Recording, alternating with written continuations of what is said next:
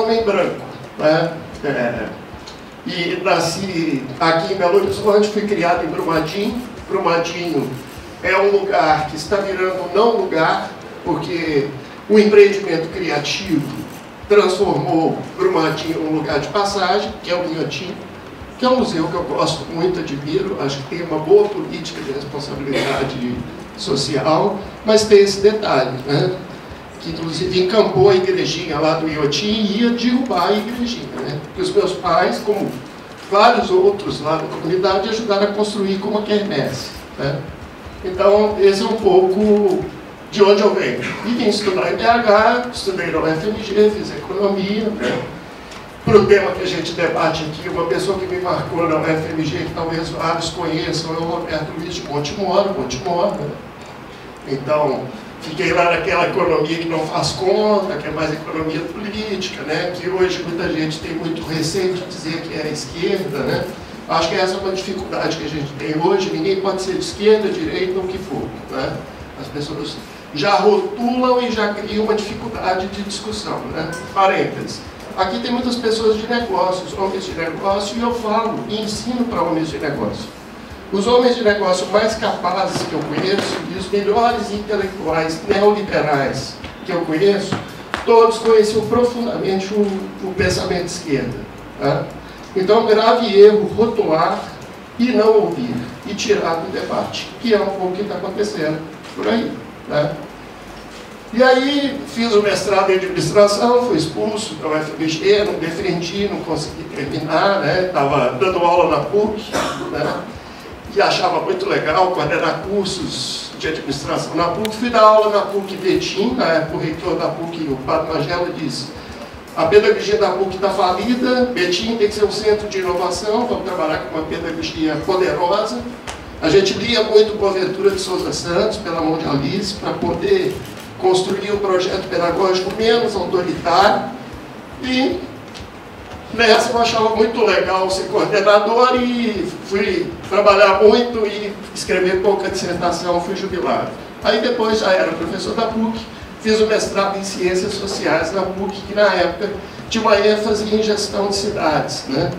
E estudei com pessoas que eu tenho muito respeito, muito carinho, né? Como a Luciana Andrade, a Maria Regina Nabuco, né? Uma pessoa marcante aqui na história de BH, com a discussão de segurança alimentar aqui em Belo Horizonte, né? A Magda Neves e um tanto de outras pessoas, né? Mas lá nas ciências sociais as pessoas pensavam assim: esse é um administrador que só pensa em números, é bem tecnicista, né? E na verdade não é isso, né? Meu background não é esse, minha história não é essa. E depois eu fui fazer um doutorado na Fundação Getúlio Vargas, em São Paulo, onde eu estudei sustentabilidade e terceiro setor. E nas discussões de sustentabilidade, por incrível que pareça, né? Quando precisava falar de alguma coisa que fosse socioambiental, falava assim: cadê o sociólogo da turma? Ah, Theo, você fala aí alguma coisa aí da sociedade, ou da sociedade e meio ambiente. Então eu sempre me identifiquei academicamente, tá, como uma ameba acadêmica. Assim, eu estou em todos os lugares e não estou em lugar nenhum. Mas aí depois eu fui fazer um pós-doc com a Cecília Loschiava dos Santos, que é uma professora do design da USP, que trabalha o design vernacular das ruas, trabalha com as pessoas em situação de rua, o povo da rua, né, estudando como que eles reconfiguram os objetos para criar sua própria moradia, e também com os catadores. E lá ela me apresentou, já conhecia, mas ela disse: não, fica mais legal você falar que são nomadismos, né? Vamos lembrar do Bourdieu. Então, nomadismos acadêmicos. Estou em todo lugar e não estou em lugar nenhum, né? Então, mas eu gosto de estar nesse não lugar. Dou aula no mestrado em administração da PUC. E quando as pessoas falam em administração, as pessoas já rotulam assim: é o grande capitalismo, são as grandes corporações, é o macho management. Essa é uma expressão importante para a nossa discussão aqui. Ela vem do Kim Bruguet, é um pesquisador de Barcelona, de administração pública, que diz que a gestão pública que quer resultado, que acredita muito na parte tecnocrática da gestão, plano, resultado, meta, tem uma abordagem do urbanismo que é muito forte nisso, né? A cidade tem que ser muito bem planejada, metrificada, cada um no seu lugar, né? Essa é uma gestão macho management, né? Tudo pode, tudo quer, tudo consegue. E uma gestão bastante ultrapassada, né? Mas lá, basicamente, o bunker da gente é dos negros, dos índios, dos periféricos, né, das pessoas com diferentes orientações, opções sexuais, da população pobre. Então, quem estuda essas coisas... Aí o pessoal fala, quem estuda essas coisas aí que não tem nada a ver, hotel, né? E eu faço pesquisa sobre sustentabilidade, sobre empreendimentos criados por população em situação de vulnerabilidade social, sobre atingidos por mineração, e ele vai por aí afora. Né? Bem, esse é um pouco da minha história e a minha trajetória. Tá? E confesso a vocês, para falar de sustentabilidade, é importante lembrar que na maior parte das culturas ancestrais, inclusive, a referência ao meio ambiente é sempre uma referência feminina, tá certo? A mãe terra, né? Então o feminino traz essa questão do cuidar, né? Mas eu quero usar aqui o Bourdieu, uma fala bem potente que ele fez uma vez para uns homens de mídia, homens do mundo da vida mesmo, perguntando assim: senhores do mundo, vocês têm domínio do seu domínio? Aqui se propõe um espaço criativo e inovador. Então, se vocês me permitirem, eu também vou cutucar isso. Eu sou a favor da inovação, eu acho que a gente tem que ser inovador. Mas será que somos realmente inovadores? Porque muito do que se discute de inovação para as cidades, dos empreendimentos inovadores, não tem nada de inovador. É reprodução do passado. Quer ver uma coisa extremamente inovadora que muitos aí talvez não vão conseguir engolir? Uma das discussões mais sérias hoje sobre sustentabilidade é decrescimento. Tocada à frente pelo Sergei Latouche, o intelectual francês. Então vamos pensar uma gestão empresarial para decrescer. Alguém consegue pensar? As pessoas vão ficar malucas aqui. Vão dizer que isso é utopia, falta de noção de realidade, e só um cara como eu, um cara sem noção, que deveria ter sido retirado do ensino superior com a reforma da educação que está sendo posta aí, vão tirar as humanidades, então bota só quem sabe fazer conta, plano, métrica, né, para gerenciar as empresas, as ONGs, as cidades, e a prefeitura, os territórios, né? E aí a gente inova para ser igual, né? Vem lá a linha do Príncipe de Lampedusa, né, do Tancredi lá, no Gatopardo, né, o livro clássico do Giuseppe de Lampedusa, né? Mudar tudo para tudo ficar como está, né? Ou seja, um certo cinismo dessa mudança em direção à sustentabilidade, né? Essa é uma questão a se pensar. Então, uma questão importante para os homens de negócio, que são importantes, alguém vai dizer, então chegou alguém para chutar a gente daqui, né? Os businessmen não, os businessmen sim, tá? Eles ficam, mas tem que ouvir, tem que debater, porque muitos não querem sentar e ouvir. Eles gostam de fazer eventos, que eles abrem os eventos, falam uma coisa e depois dizem para a plateia assim: eu estou com muita pressa e tal, tenho que ir embora e tal, tenho que ir para uma reunião. E aí ficam os outros stakeholders discutindo as questões, sendo que os decisores foram embora. E depois a empresa diz que os stakeholders são importantes para ela. Mas esse ato simbólico já denota tudo. Eu chego, falo e vou embora, né? Tanto que o que se chama hoje de gestão de stakeholders nas empresas é a nulidade da voz dos stakeholders. Tá? Várias usam técnicas desenvolvidas por empresas de mineração da Austrália para neutralizar a voz dos diferentes grupos que são impactados pelas atividades, fingir que dialogam e criar uma proposta de participação que é, com o perdão da palavra, desculpe falar assim, mas se incomodar, me desculpe, eu chamo de participação caracu, certo? Ou seja, a empresa, o gestor público, tá? O planejador urbano, aquele que detém o poder simbólico, a fala, né? Ele entra com a cara, e o resto entra com isso que vocês estão pensando, né? Isso é o que o economista africano, chamado Lelé, escreveu lá nos anos 80, sobre desenvolvimento sustentável na África, dizendo que o que se chamava de desenvolvimento sustentável na África era reunir comunidades com projetos feitos a partir da Europa, com técnicos da Europa, com dinheiro europeu, mas que ficavam no meio do caminho da cooperação, porque tem muita coisa feita assim, por países, inclusive, muito avançados, como a Noruega, por exemplo. País com grau de civilidade, de vida democrática bastante avançado, mas que coopera, deixando pelo meio do caminho muito dinheiro para consultores não africanos. E você chega na comunidade e diz para eles tudo que eles têm que fazer, para levar uma vida, vamos dizer assim, ao natural, como meu pai dizia, né? Assim, contato com a natureza, muito lindo e tal, né? Isto não é a participação autêntica. E a gente vive numa capital, se me permite dizer, que ela vive uma certa letargia da participação. BH, Minas Gerais, já foi um polo de participação no Brasil, né? E depois a participação não conseguiu caminhar para outros canais institucionais muito importantes. Porque não basta só reunir as pessoas e debater no conselho. É preciso discutir orçamento com transparência, né? Por isso tem movimentos por aí que eu ajudei a criar, participo, que tem problemas também, claro. Eu estou falando de coisas aqui, de problemas que eu reproduzo, tá certo? A crítica se deve a mim também, tá certo? Eu sou homem branco, eu fui criado de uma forma machista, racista, a gente tem que desaprender as coisas também, né? Então, quando criticamos, criticamos a todos nós. Eu sou um acadêmico, a universidade tende a ser muito academicista. E a crítica de quem está fora da universidade também, às vezes, é muito rude com a universidade. A gente está criando um país em que as pessoas acham que ler, ter opinião, pensar alguma coisa, já é meio complicado. Ou seja, uma direita ultra-radical, com clara conotação fascista, está conseguindo imprimir uma visão para o país. Essa é uma grande luta que a gente tem que construir. As pessoas de direita, de centro, têm o direito de dizer o que quiserem. Mas o fascismo desconstrói as falas. Esse é o problema. Talvez a gente esteja jogando a criança, a água do banho com a criança fora, né?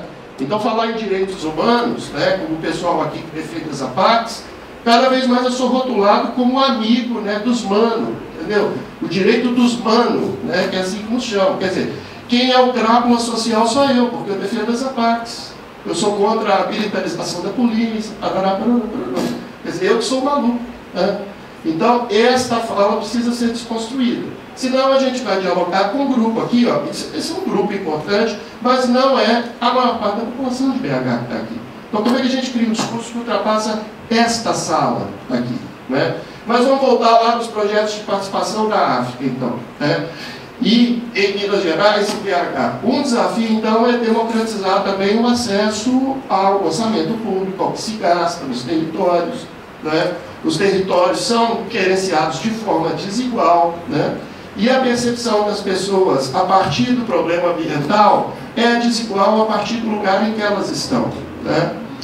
Então, se a gente pode pensar numa agenda ambiental para o futuro, uma coisa que Minas Gerais vai ter que aprender na marra e na dor, que é que tem uma grande indústria que já foi uma das mais emblemáticas indústrias automobilísticas do Brasil, que é a Fiat, mas BH, Minas Gerais, vai ter que reaprender a não ser uma cidade carrocêntrica, porque não existe cidade sustentável que se locomova pelo automóvel individual. Isso é passado. E aí você pode ter uma inovação ambiental muito eficiente. A Fiat hoje recicla 99% da água.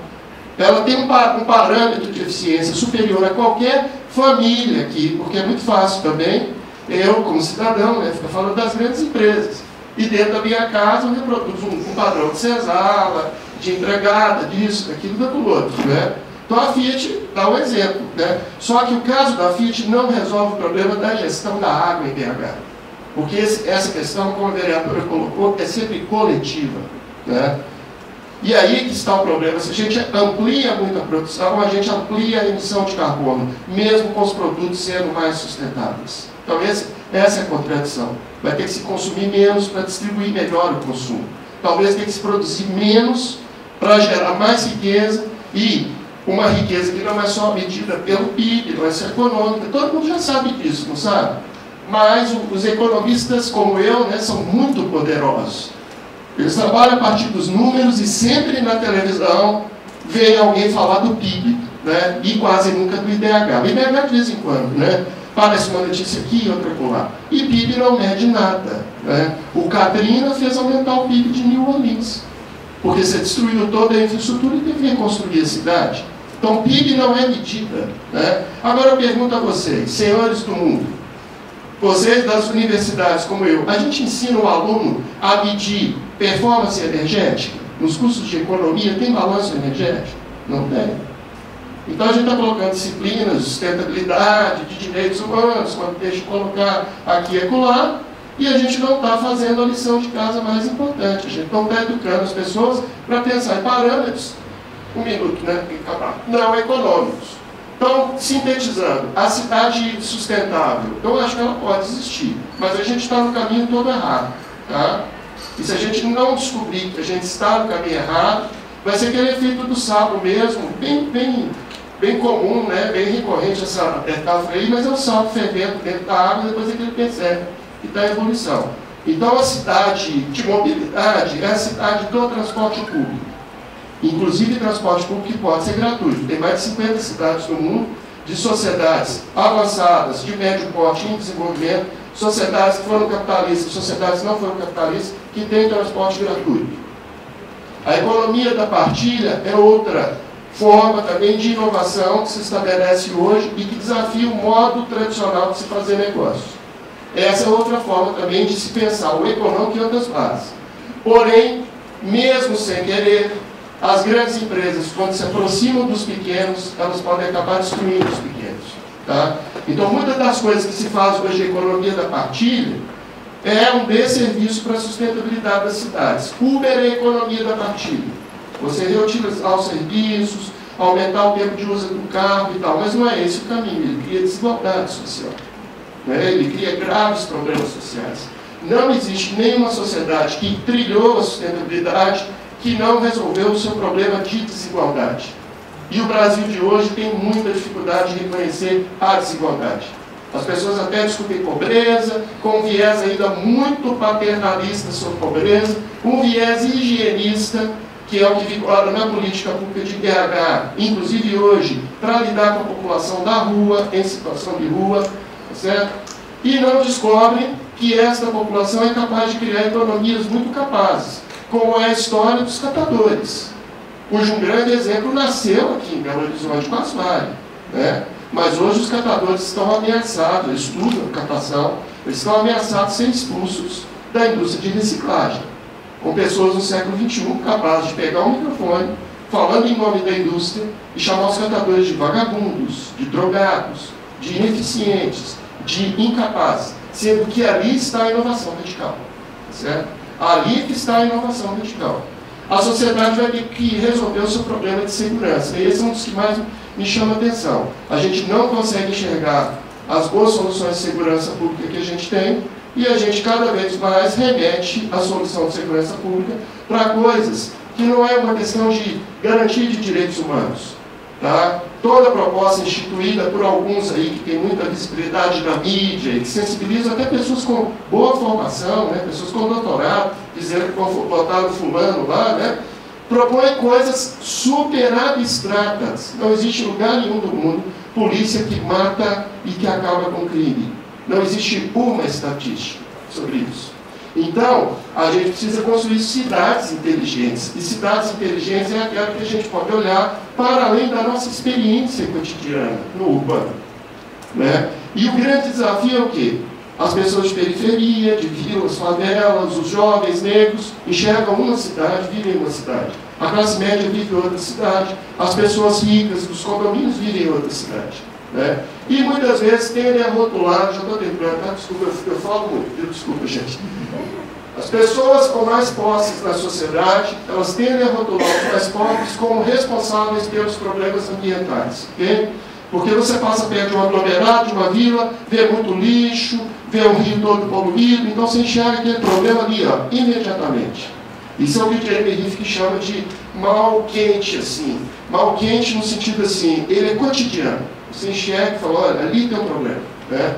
Muito mais difícil é você abrir a sua janela e falar assim, nossa, o efeito estufa está bombando, o urso polar está morrendo e tal, né? Porque esse é um efeito frio, estrutural, ele está muito distante do cotidiano. E tem questões que sempre têm que ser trazidas para o cotidiano. Os grandes desastres e crimes ambientais estão trazendo tragédias ambientais que a gente achava que não batiam na nossa porta para o nosso cotidiano. E isso está mudando a percepção das pessoas. Para fechar, então, eu tenho estudado muito a empatia. Eu acho que a empatia, fiquei feliz de ver a palavra aqui, parabéns, eu acho que é um bom caminho. E queria pegar e emprestar também uma fala da vereadora. Olha, empatia não pode significar todo mundo amiguinho, dando as mãos. Aos 10 anos atrás, o discurso de parcerias intersetoriais chegou muito forte no meio empresarial, assim, ele acabou obstruindo outras formas também divergentes. A gente tem que ser diferente, ser parceiro e ser inimigo ao mesmo tempo agora. Inimigo do bom combate, né, no bom sentido da discussão. E essa discussão a gente não está fazendo. E aí, espero que tenha dado uma visão assim, mais geral do que é preciso ser feito, né, em termos de sustentabilidade. Hoje ninguém fala só de sustentabilidade, proteger o meio ambiente, é gerar emprego e renda, é resolver problemas econômicos. Ninguém fala em paralisar a economia, esse discurso antitético, assim, ou a economia ou a sociedade, é um discurso para lá de antigo, né? Mas muita gente ainda reproduz. E vou fechar, se me permitirem, eu vou tomar muita porrada, não tem problema, é bom a gente tomar porrada. Acho que a gente tem que cutucar os movimentos de identidade. E uma última reportagem que eu li de um cientista político da Columbia University, Universidade de Colômbia dos Estados Unidos, Mark Lilla, dizendo que a ascensão do Trump estava ligada ao fato das esquerdas terem pegado muito forte para si o discurso de identidade. E não conseguiram construir um discurso transversal que chegasse nos outros grupos da sociedade. Então, talvez essa seja uma questão que a gente tem que pensar. É preciso resgatar o lugar de fala, é preciso respeitar as identidades, é preciso transformar todos os lugares em lugares menos racistas, menos machistas, e vai por aí afora, né, com diferentes culturas e populações, mas é preciso que a gente reconecte, porque a classe média tem um poder de reprodução simbólico muito forte. As elites também têm. E a gente tem que dialogar no coração da classe média e no coração das elites. Esse é o argumento do Mark Lilla, né, dizendo, olha, por que uma esquerda super bem sucedida deixou que Trump chegasse ao poder? Né? Aí alguém vai dizer, mas o Trump é jóia, né? O Trump é lindo e tal. Bem, eu já não penso isso, né? Você tem o direito de defender essa ideia. Bem, e tem coisas muito bem feitas por aí, tá? Eu falei demais. Queria destacar a FAC de Itaúna, em Minas Gerais, tá certo? Que quase ninguém conhece e deveria conhecer mundialmente. E queria destacar a experiência de Bogotá, que reduziu a criminalidade com outra forma de agir, inclusive com um papel muito importante da mídia, dos órgãos de mídia e comunicação. Então, coisas bem feitas tem para todo lado. A gente tende a enxergar sempre os problemas, a gente adora enxergar problemas. E o brasileiro adora colocar os problemas do Brasil em duas soluções míticas que não passam de puro conservadorismo. Dizer que falta ao Brasil ética e que falta ao Brasil educação. E aí você faz uma comparação cultural toda torta, e aí começa a imaginar que na Itália, na Alemanha, na Inglaterra, está sobrando ética e educação. E no Brasil está faltando o quê? Para variar. Ética e educação. Olha, desde 1930, Anísio Teixeira fala em reformar a educação no Brasil. Tá? Reformar a educação é algo muito mais complexo do que só dizer que tem que ter ética e educação. Então tem discursos muito significativos que não movem ninguém para lugar nenhum.